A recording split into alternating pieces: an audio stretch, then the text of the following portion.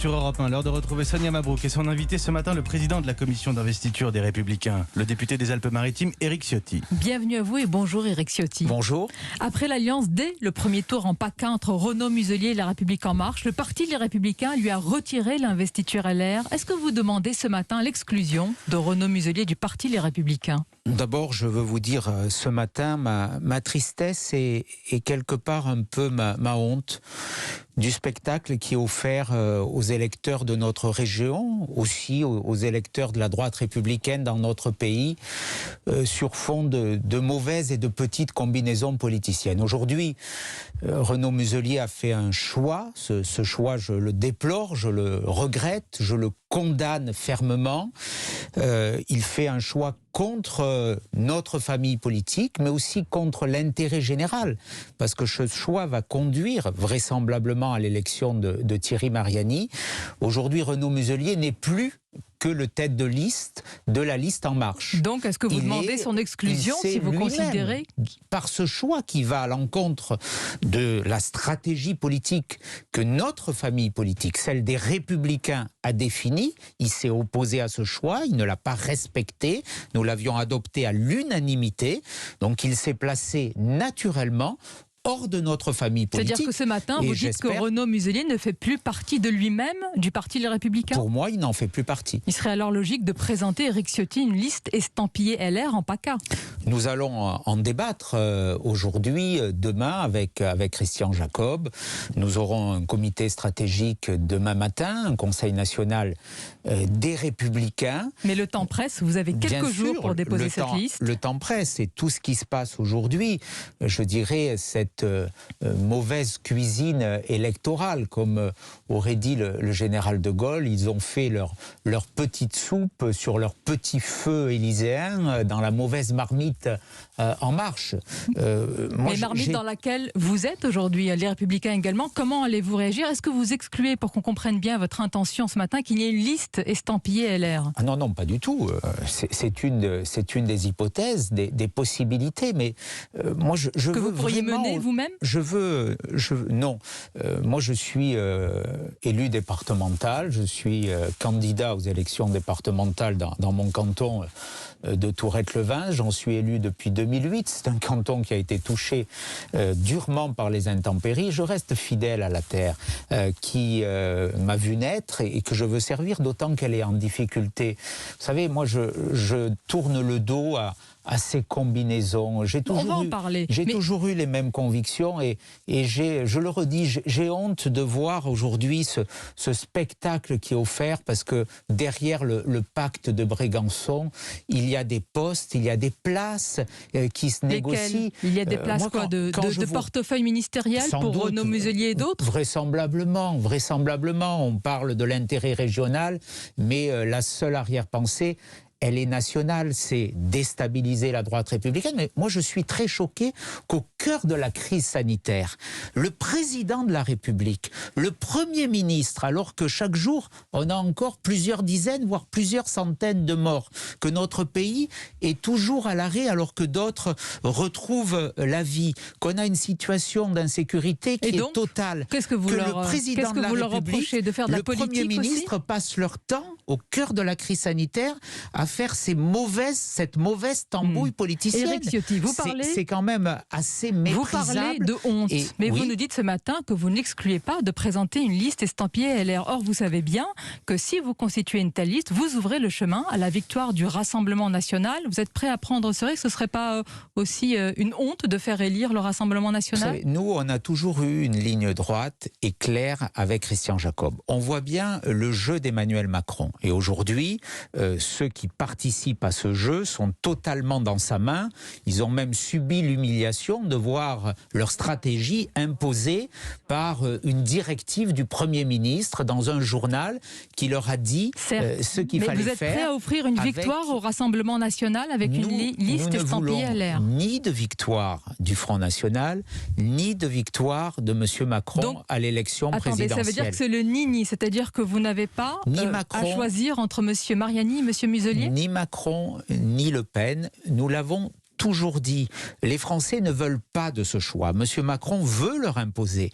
Je ne crois pas qu'on puisse aujourd'hui gagner avec la seule stratégie de dire notre seul programme, notre seule conviction, nos seules idées, notre seul bilan, c'est battre le Front National. Mais monsieur Ciotti, je ne comprends pas. Ce n'est plus ce que veulent les électeurs. Les électeurs, ils souffrent. Oui. On est dans une crise. Il y a du chômage, il y a des difficultés, il y a de l'insécurité. Et on nous dit le seul objectif, c'est battre le Front National. Hier encore, moi, monsieur le seul Muselier, objectif, c'est que la France se relève et se redresse. Mais en PACA, hier encore, monsieur Muselier était un homme de droite. Vous nous dites que ce matin, qu'entre un homme de droite qui fait encore partie de votre camp, les Républicains, vous ne choisissez pas avec monsieur Mariani. Je n'ai pas voté monsieur Macron au second tour de l'élection présidentielle. J'ai mis dans l'urne... Ce que certains vous reprochent d'ailleurs. Le bulletin François Baroin, parce que je ne voulais pas cautionner le programme d'un homme qui me paraissait dangereux pour notre pays. 4 ans après, mes craintes se sont révélées très exactement confirmées. Mais rendez-vous compte. La France est abîmée par 4 ans de très bien, mais quand vous dites que voter Renaud Muselier, c'est voter Emmanuel Macron, ça veut dire que vous encouragez vos élus et sympathisants LR à voter M. Mariani en PACA. Je n'encourage rien du tout. Vous savez que je n'ai pas voté M. Macron, je ne voterai pas pour ses collaborateurs. Je le dis très clairement. Aujourd'hui, on peut me faire tous les reproches de la terre. J'en ai cure, j'ai des convictions, j'ai des valeurs. Je ne me compromettrai pas. Je garde une ligne claire. Je suis un homme de droite. Mon pays souffre, est en difficulté, il est menacé. Monsieur Ciotti, est-ce que Renaud Muselier est un adversaire politique aujourd'hui pour vous ? À partir du moment où il est dans le jeu total d'Emmanuel Macron, il s'est mis, je le redis, en situation d'être notre adversaire politique. C'est drôle parce que vous êtes implacable quand il s'agit d'une alliance avec La République En Marche, mais pas un mot lorsqu'en Bourgogne-Franche-Comté, le républicain Gilles Platré négocie avec Debout la France de Nicolas Dupont-Aignan, qui a été un allié de Marine Le Pen. Est-ce qu'il y a des alliances qui vous gênent moins ? Écoutez, ça, ce sont les éléments de langage que diffuse l'Élysée. C'est une vraie question. À leur porte-parole, non. Dans la Nièvre, dans le département de la Nièvre, où nous avons quasiment aucun élu, il y a une personne qui a d'ailleurs tourné le dos très clairement au Front National, qui figurera sur la liste de Gilles Platré. Et ça ne vous pose pas de problème ? Nous voulons dans cette région battre le sortant de gauche et nous voulons. Mais ça ne vous pose pas de problème quand il y a ce genre d'alliance, monsieur Ciotti ? Ce n'est pas la même chose. Vous voyez bien ce qui se passe au plan national. C'est une stratégie pour l'élection présidentielle. Je ne suis pas sûr qu'un élu dans la Nièvre change la stratégie de notre famille politique. Nous ne savons, je le redis, nous ne céderons rien, ni d'un côté, ni de l'autre. Êtes-vous sûr de l'autre ? Les Républicains, nous sommes les héritiers la seule différence du général de Gaulle, de Jacques Chirac, de Nicolas Sarkozy, et on ne veut pas disparaître. Monsieur Macron veut nous faire disparaître. C'est un jeu, Xavier Bertrand l'a dit, et il a raison, extraordinairement dangereux, parce qu'à ce jeu-là, on va finir par faire élire Madame Le Pen. Vous avez répété deux fois, Monsieur Ciotti, attendez, vous avez répété le meilleur candidat pour battre Madame Le Pen. Vous avez répété 2 fois. C'est même le plus mauvais. Le général de Gaulle, la seule différence, dites-vous, entre les Républicains et le Rassemblement national, c'est la capacité à gouverner. C'est ce que vous avez dit lors d'un entretien à Valeurs Actuelles. Vous partagez donc l'essentiel des idées du RN. Lisez cette interview. Vous ne pouvez pas dire ça si vous avez lu cette interview. Vous n'assimez plus votre phrase. J'ai repris la phrase du journaliste qui m'a posé une question sur des questions précises sur l'immigration. La capacité à gouverner, elle différencie de tout. Bien sûr qu'on a des valeurs différentes. Lesquelles ? Bien sûr. Si vous êtes d'accord sur les questions migratoires, si vous êtes d'accord sur les questions sécuritaires, si comme Madame Le Pen, vous avez soutenu la tribune des ex-généraux, dites-nous ce matin quelle est votre différence. On a une histoire différente. Oui, mais vous, nous sommes les héritiers d'une famille politique qui n'a rien à voir et ça change tout. Nous avons une capacité à gouverner aussi, parce que je le dis très clairement, mais ce n'est pas suffisant comme différence. Il faudra des hommes et des femmes. Quelle est votre différence de logiciel idéologique? Compétent.